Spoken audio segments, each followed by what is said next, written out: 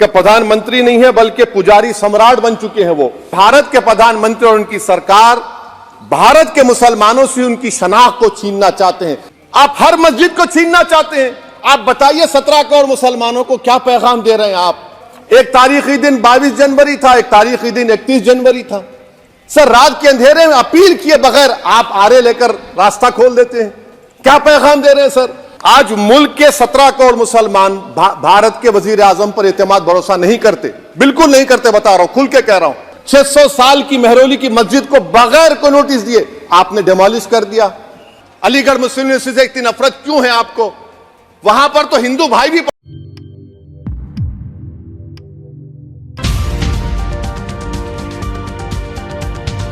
आपका बेहद शुक्रिया कि आपने मुझे सदर जमहूरिया के खुतबे पर बोलने का मौका दिया। सर, मैं हस्ब आदत और हस्ब रिवायत उसकी मुखालिफत में खड़ा हूँ और सदर जमहूरिया के खुतबे को अगर आप देखेंगे सर, तो उसमें पूरे खुतबे में लफ्ज़ मुसलमान तो छोड़िए, लफ्ज़ अक़लियत भी इस्तेमाल नहीं हुआ है।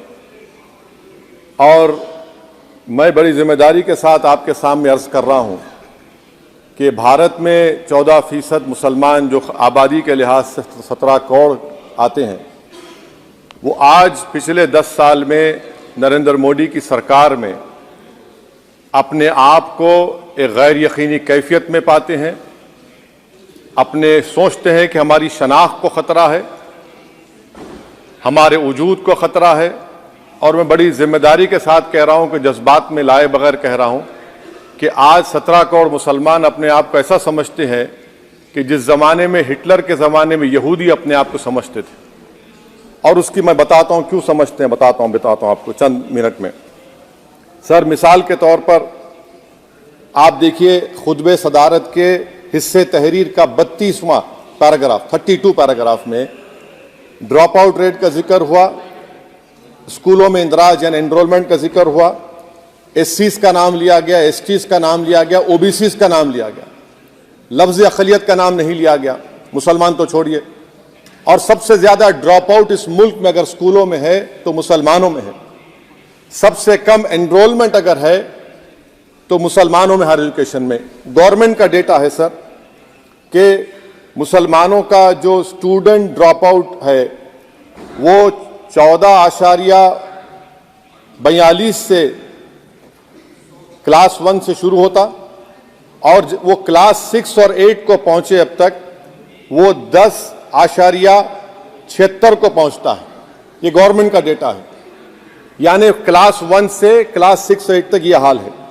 आपने क्या किया सर इस बजट में? प्री मैट्रिक स्कॉलरशिप को सिर्फ 9th क्लास तक महदूद कर दिया और इसमें आपने पैसे कम कर दिए प्री मैट्रिक स्कॉलरशिप में।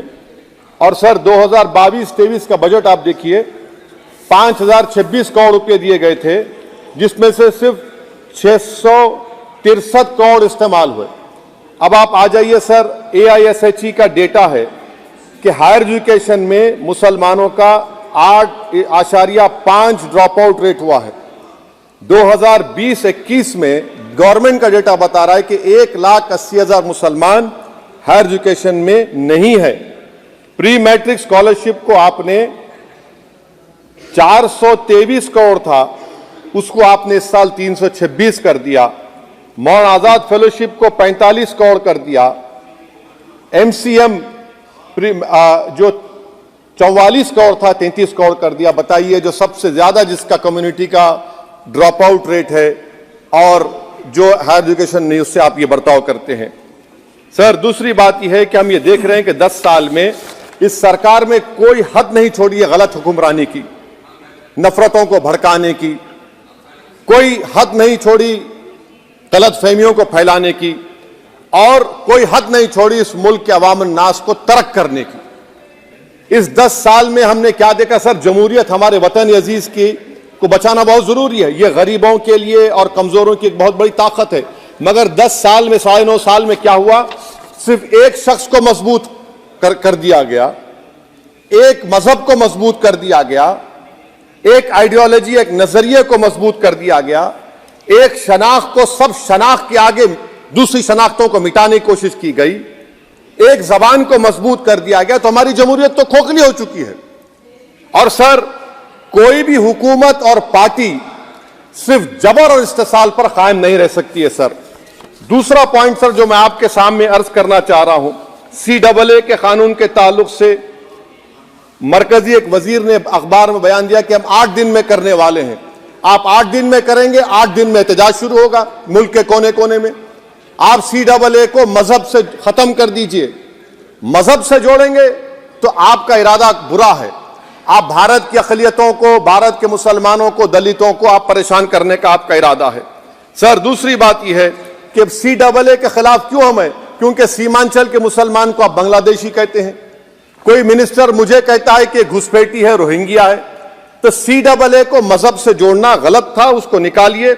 मगर हमारे देश के प्रधानमंत्री सर, वतन अजीज के वजीर आजम, मैं बड़ी जिम्मेदारी के साथ कह रहा हूं कि मैं अपने बचपने में जब हिस्ट्री पढ़ता था तो मैंने एक स्टैचू की फोटो देखी थी, प्रीस्ट किंग ऑफ मोहनजोदारो।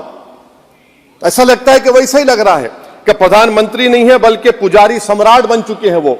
और मैं क्यों कह रहा हूं कि हमारे सदर जमहूरिया ने कहा था कि 22 जनवरी एक तारीखी दिन है, बिल्कुल तारीखी दिन है।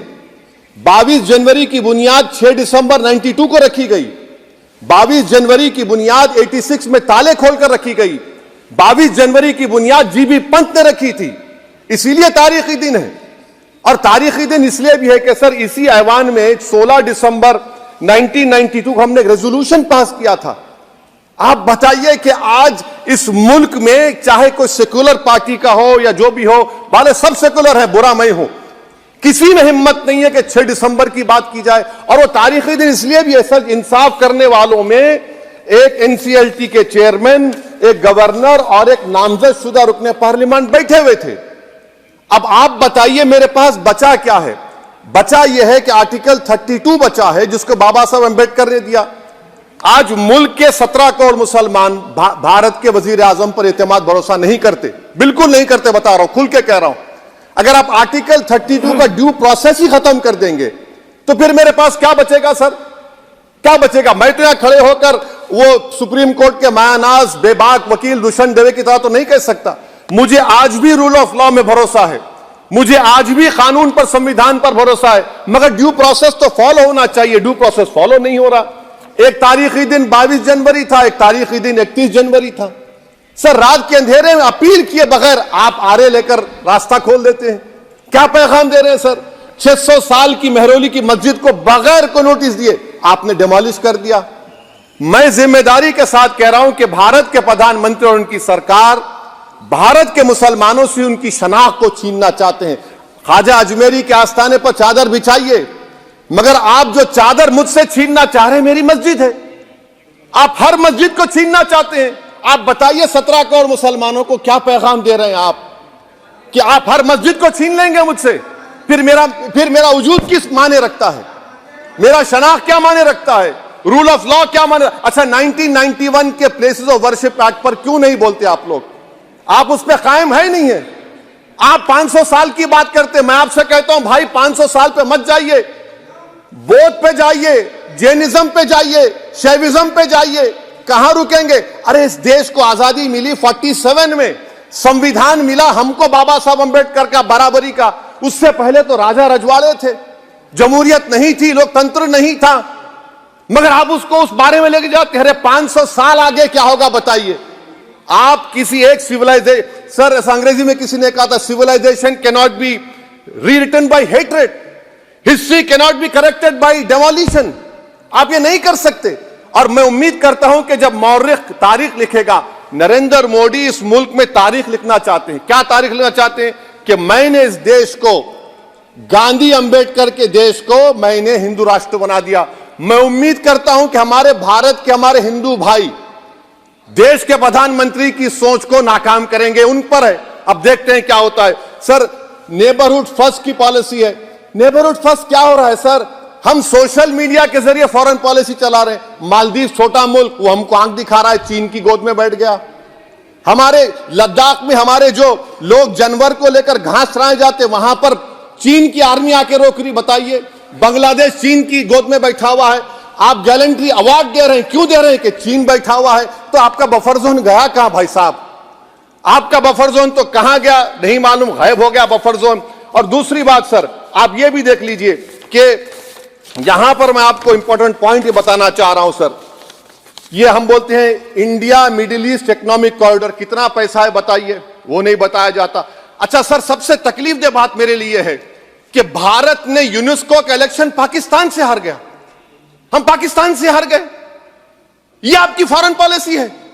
यूनेस्को के इलेक्शन हम पाकिस्तान से हार गए। अच्छा, मामला इजराइल का, फलस्तीन का, गाजा का आया, अक्टूबर में 10,000 लोग मर गए, हमने यूएन में सीज फायर की तायीद नहीं की।